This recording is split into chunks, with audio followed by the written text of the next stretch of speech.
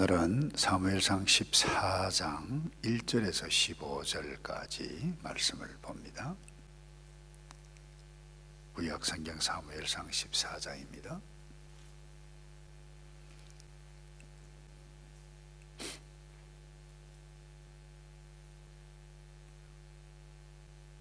일절을 읽습니다. 하루는 사울의 아들 요나단이 자기의 무기를 든 소년에게 이르되 우리가 건너편 블레셋 사람들의 부대로 건너가자 하고 그의 아버지에게는 아뢰지 아니하였더라.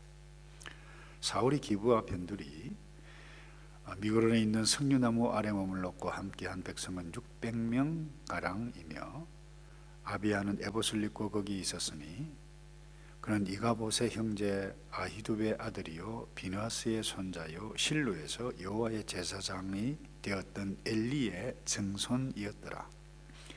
백성은 요나단이 간 줄을 알지 못하니라. 요나단이 블레셋 사람에게로 건너가려 하는 어기 사이 이쪽에는 험한 바위가 있고 저쪽에도 험한 바위가 있는데 하나 이름은 보세스요 하나 이름은 세메라. 한 바위는 북쪽에서 빅마스 앞에 일어섰고 하나는 남쪽에서 게바 앞에 일어섰더라. 요나단이 자기의 무기를 든 소년에게 이르되 우리가 이 할례 받지 않는 자에게로 건너가자. 여호와께서 우리를 위하여 일하실까 하노라. 여호와의 구원은 사람이 많고 적음에 달리지 아니하였느니라. 무기를 든 자가 그에게 이르되 당신의 마음에 있는 대로 다 행하여 앞서가소서. 내가 당신과 마음을 같이하여 따르리이다. 요나단이 이르되 보라, 우리가 그 사람에게로 건너가서 그들에게 보이리니 그들이 만일 우리에게 이르기를 우리가 너희에게로 가기를 기다리라 하면 우리는 우리가 있는 곳에 가만히 있어서 그들에게로 올라가지 말 것이요 그들이 만일 말하기를 우리에게로 올라오라 하면 우리가 올라갈 것은 여호와께서 그들을 우리 손에 넘기셨음이니 이것이 우리에게 표징이 되리라 하고 둘이 다 블레셋 사람에게 보이매 블레셋 사람이 이르되 보라, 히브리 사람이 그들이 숨었던 구멍에서 나온다 하고 부대 사람들이 요나단과 그의 무기를 든 자에게 이르되 우리에게로 올라오라. 너희에게 보여줄 것이 있느니라 한지라. 요나단이 자기의 무기를 든 자에게 이르되 나를 따라 올라오라. 여호와께서 그들을 이스라엘의 손에 넘기셨느니라 하고 요나단이 손발로 기어 올라갔고 그 무기를 든 자도 따랐더라.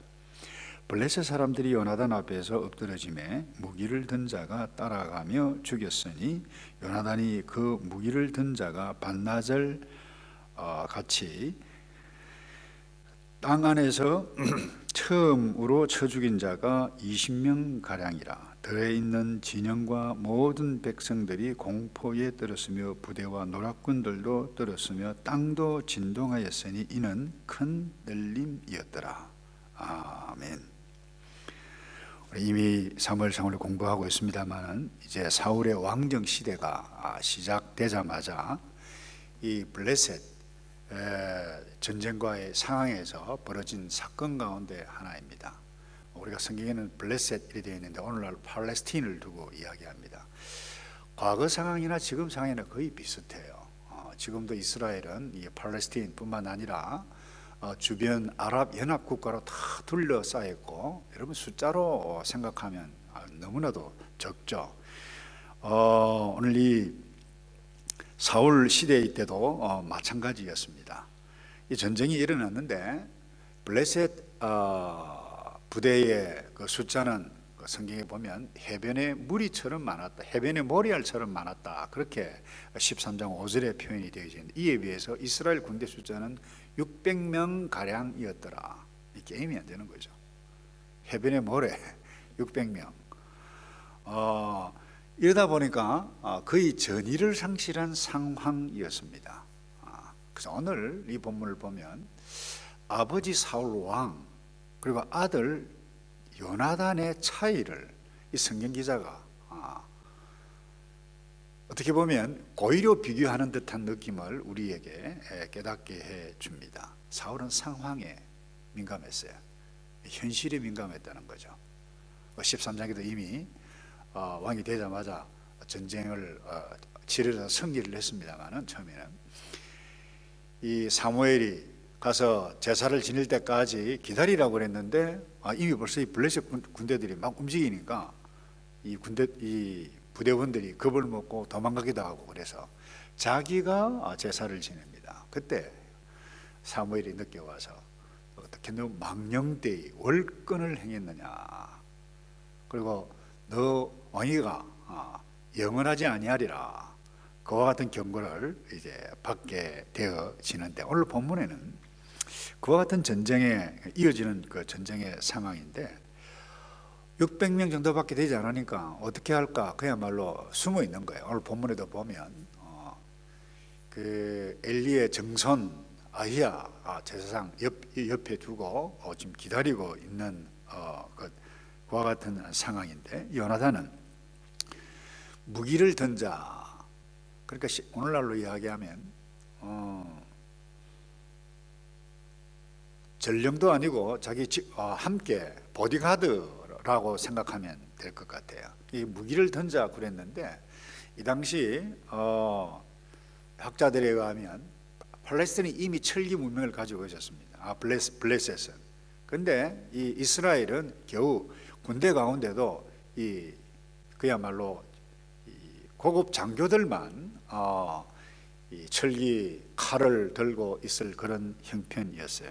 그러니까 전략적으로 보면, 전술적으로 보면 이 게임이 되어지지 않습니다. 전쟁 치면 숫자 작죠, 무기 안 되죠, 질 수밖에 없었죠. 그런데 이 요나단이 자기 보디가드 데리고 무기던자 데리고 갑니다. 근데 결국 오늘 본문에서 읽었습니다만 마지막에 어떻게 됐나요? 두 사람을 죽인다. 뭐 별로 많지 않네. 그렇게 생각을 할 수 있는데, 지금 이 두 명이 적진에서 떨어져 있는 곳에 가는데 큰 돌, 보세스와 뭐 이름이 나와 있는데 거기에서 얼굴을 보이면서 지금 저까지 대치하고 있는데, 중요한 것은 하나님의 뜻을 자기 스스로 서원하면서 그렇게 표징을 구했죠. 올라오라 그러면 하나님께서 우리에게 적들을 넘기셨다라고 하는 표징으로 생각하겠다. 그런데 이 자기의 모습을 드러내었을 때에 정말 웃기는 것이거든요. 쉽게 이야기하면 일로 올라와봐라 이 소리예요. 그래서 이 요나단은 확신을 합니다.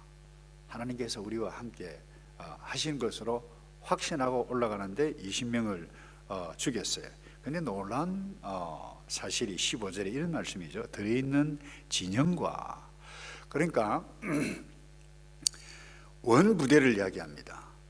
모든 백성들이 공포에 떨었고 부대와 노략군들도 떨었으며 땅도 진동하였으니 이는 큰 떨림이었더라. 이게 요나단이 20명을 죽였기 때문에 그 소식이 들어가서 떨었는지 그건 잘 모르겠어요. 근데 중요한 것은 지진이 났어요. 그 순간에.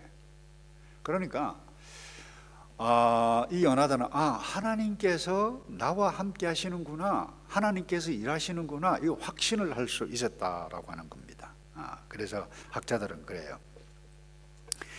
이 사건, 이 부분을 두고 15절을 두고 믿음의 사람 2명이 20명을 블레셋으로 물리치심으로 하나님의 구원은 사람의 숫자 많고 적음에 달려있지 않다라고 하는 것을 증거해 주고 있다. 그렇게 의미 있는 표현을 했습니다. 여러분, 요나단은 하나님을 신뢰했습니다.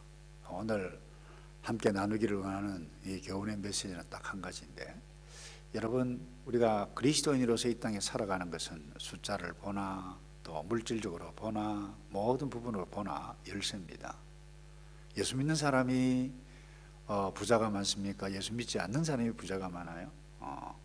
그야말로 떵떵거리고 큰소리 치고 온갖 좋은 짓 나쁜 짓 하면서 폼을 다 잡는 사람은 하나님의 백성들 별로 없습니다. 또 하나, 그렇다고 해서 우리가 이 하나님의 백성이 하나님께서 병도 안 걸리고 사건 사고도 안 일어나고 그런 것 아니에요. 똑같이 당해요. 어떻게 보면 객관적으로 현실을 보면 모든 것이 불리한 상황, 1세기 때나 2세기 때나 오늘 21세기 때나 마찬가지입니다. 핍박을 당합니다. 우리가 무릎 성교 기도를 계속해서 하고 있습니다만, 남미나 그 다음에 중동이나 중국이나 할 것 없이 크리스찬들은 항상 뭐예요? 고난을 당하고 핍박을 당하고 어려움을 당해가고 있어요. 그런데 중요한 것은 믿음의 사람을 통해서 하나님께서 어떻게 일해 가시는가를 보여주고 있는 것이 하나님의 백성이라고 하는 부분. 그런데 믿음이 있으면서 하나님을 신뢰하지 못하며 살아간다. 정말 이 비극의 인물이라는 거예요. 그게 대표적으로 사울을 볼 수 있습니다. 그래서 오늘 아침에 내가 사울의 길을 선택할 것인가, 요나단의 길을 선택할 것인가, 이렇게 적용해 볼 수 있다고 봅니다. 요나단은 하나님을 신뢰했어요. 눈만 뜨면 저와 여러분도 마찬가지잖아요. 근심거리, 염려거리, 이것 어떻게 할까. 근데 그것이 우리를 두렵게 합니다. 근데 사울은 그 엄청난 군대 전시 상황 가운데 이 군사들을 보니까 두려워할 수밖에 없었어요. 그러나 이 요나단은 달랐어요. 전쟁은, 승리는 숫자에 많고 적음에 있지 않다. 이것이 여러분 구약 성경뿐만 아니라 신학생 전체를 통해서 우리에게 보여주고 있습니다. 12정탐꾼도 마찬가지예요. 10명은 안 된다, 우리 올라가면 안 된다. 저들은 키도 크고 안악자손은.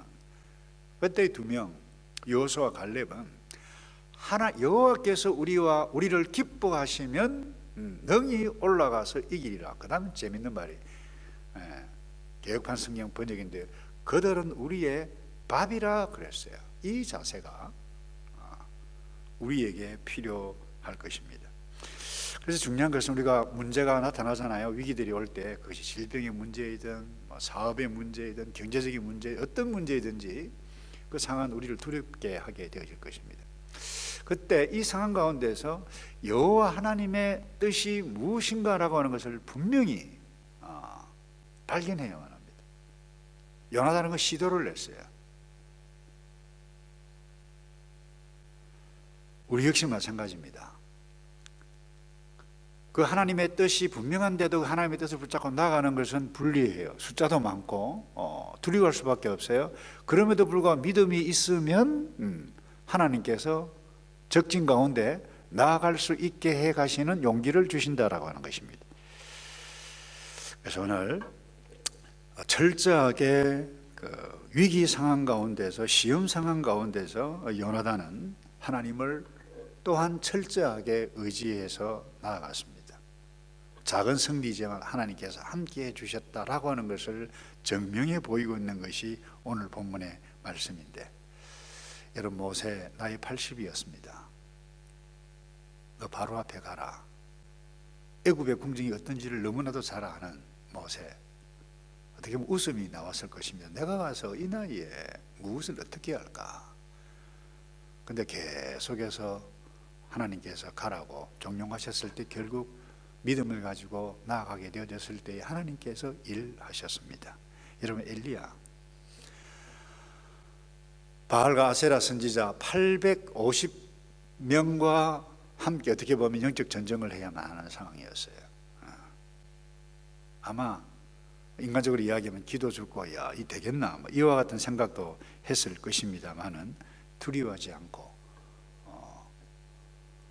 믿음을 가지고 승리해 갔다라고 하는 것을 우리가 보게 되어지는데, 오늘 우리 영적 전쟁 가운데 있어요. 그것이 일이든 어떤 문제이든지 우리가 그야말로 눈만 뜨면 어려움이고 위기고 염려거리고 하나 해결하면 또 하나의 문제가 나타나는 것이 우리가 경험해 가고 있는데, 이 세상 두려워하지 않고 나는 하나님의 백성이고 하나님께서 나를 인도해 가시고 나를 지키신다. 우리는 보통 사람이 아니고 하나님의 언약의 백성이라고 하는 것을 꼭 믿고 그 어려운 상황 가운데서도 믿음으로 승리해 가시는 저와 여러분 되기를 축복합니다.